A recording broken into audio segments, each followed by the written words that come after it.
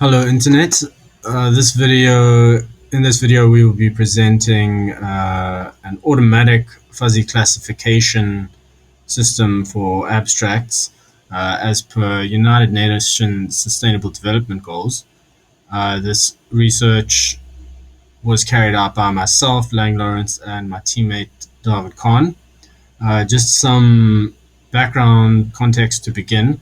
United Nations Sustainable Development Goals help to prioritize investments for different organizations, and the progress made in each of these goals is obviously difficult to measure, but an easy way to estimate it would be through classification of published research as representative of development in each of these goals. Of course, the all the research that's published could be classified by a human, but in order to speed up the process, we aim to build a model that can suggest with a high level of accuracy which articles are classified into which goals. And we also aim to improve the digestibility of these results as well. The method that we use, as we said, we developed the model.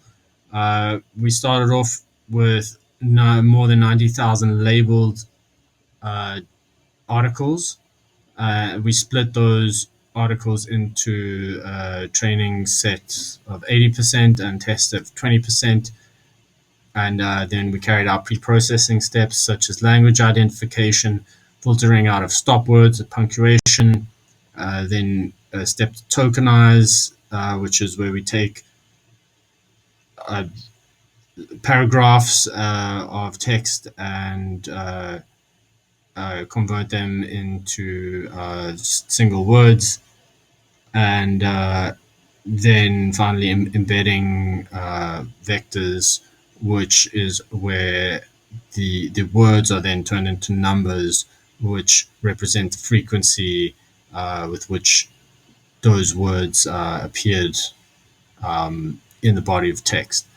And we then fed these inputs into a long short-term neural network model.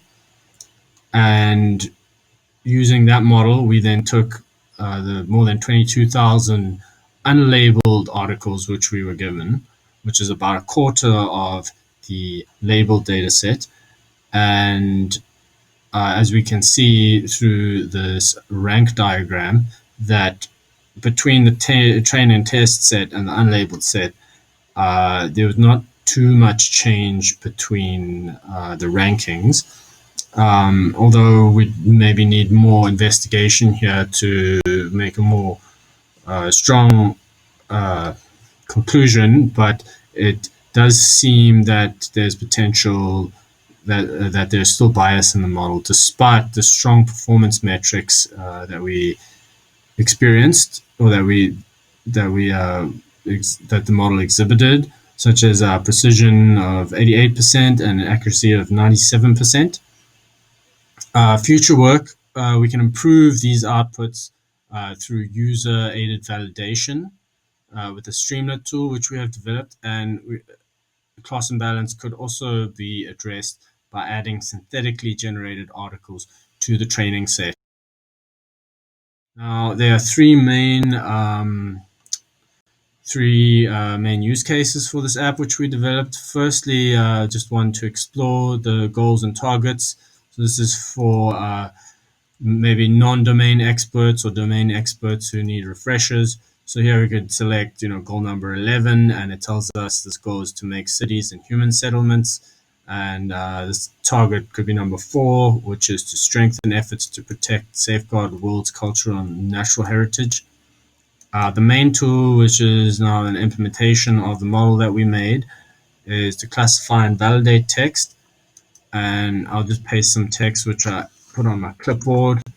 And if we feed that into the model, we'll see the model will predict the top 3 goals which it believes that this abstract belongs to. And these, which you can see is written in pseudocode, intends to use color to convey the ranking to the user better.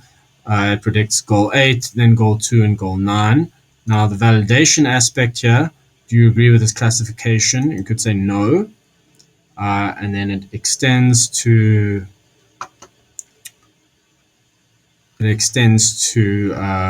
ask the user if perhaps the goals are correct, but the order in which they're displayed is incorrect. And if there's a missing goal, then we can select which goal is missing and submit this data back to the system, and it may be used for future iterations of model development to improve.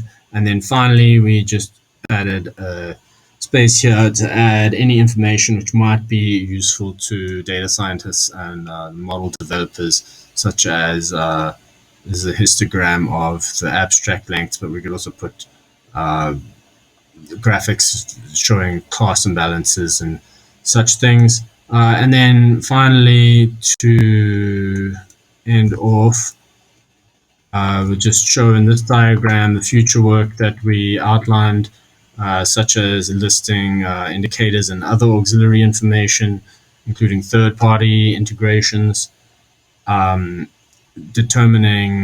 extending the work that we did on predicting goals to also determine abstracts and provide validation for that.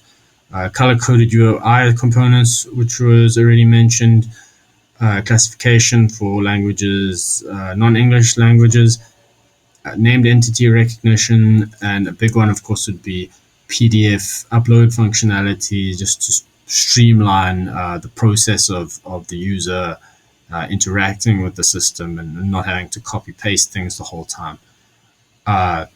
And then finally, just adding other things, as we said, like bias and class imbalance reports, and maybe a tool to help explore auxiliary, the sources from which the data was extracted from. That concludes this presentation. We hope you enjoyed it. Ciao, ciao.